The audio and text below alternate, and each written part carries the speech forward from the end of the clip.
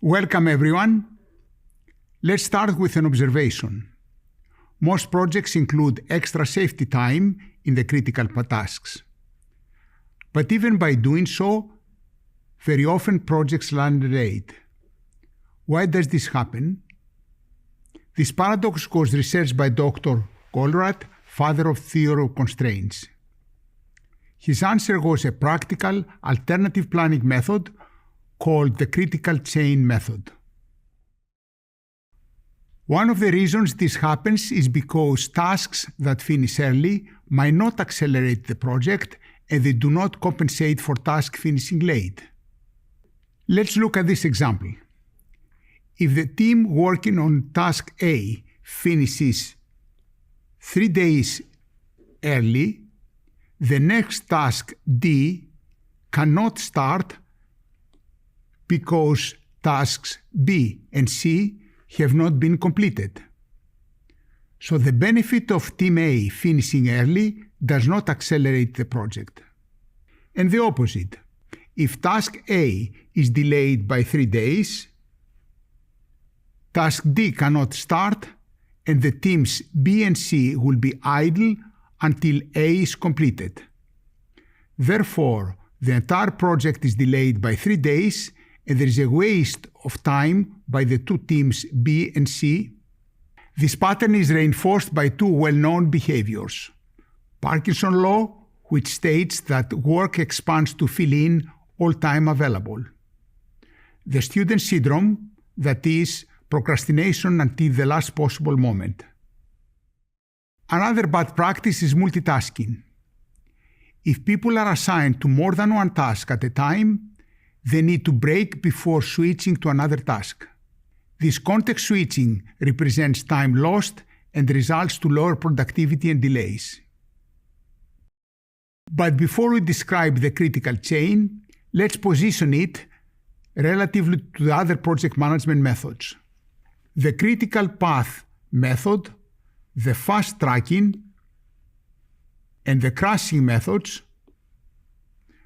focus on tasks, their sequences, durations, and dependencies, and linking milestones into the project plan. At the other extreme, the Agile methodology works on short sprints. Scrum teams self-organize, pick features from the backlog, and deliver working results incrementally. The critical chain method shifts the spotlight to something different: resources and human behavior, how people multitask, work under pressure, and use safety time. So how does critical chain method work, and how do you convert the classic activity on arrow diagram to a new diagram? First, you address multitasking. Instead of creating tasks involving people, you focus on people who work on one task at a time. Based on this, you rearrange the tasks so no one is multitasking and you create a new activity diagram. This is called changed resource diagram. Then you identify the critical path of this diagram, which is now called critical chain. This is the sequence of tasks of the longest among all the other paths with people who do not multitask. Second, you address the extra safety buffers. You look at the critical chain as you defined before. Because the tasks now are based on specific people with no multitasking, you assess the durations of the tasks based on realistic estimates with no buffering at every task. Instead of scattering small buffers everywhere, you pull them together into one buffer. This is called the project buffer.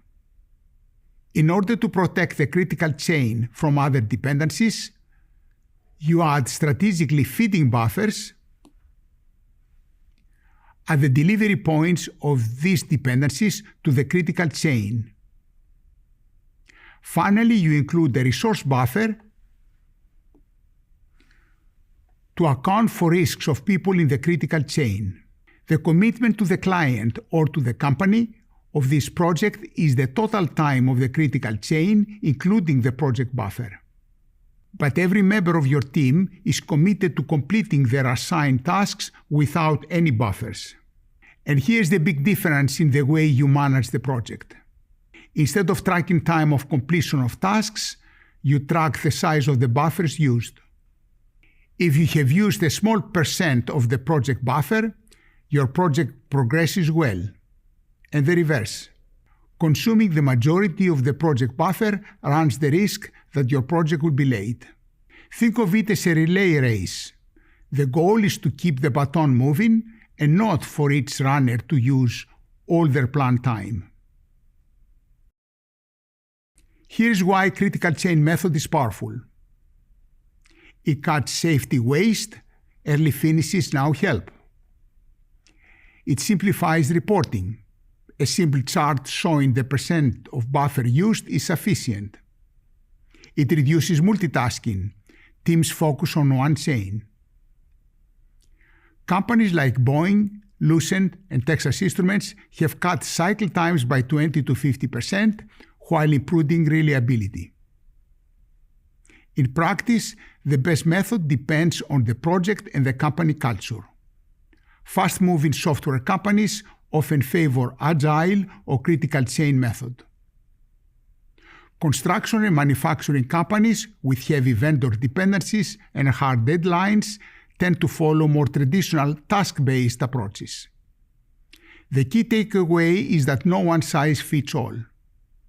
But knowing the pros and cons of the methods we'll be discussing in this course, you can apply the appropriate one to your project.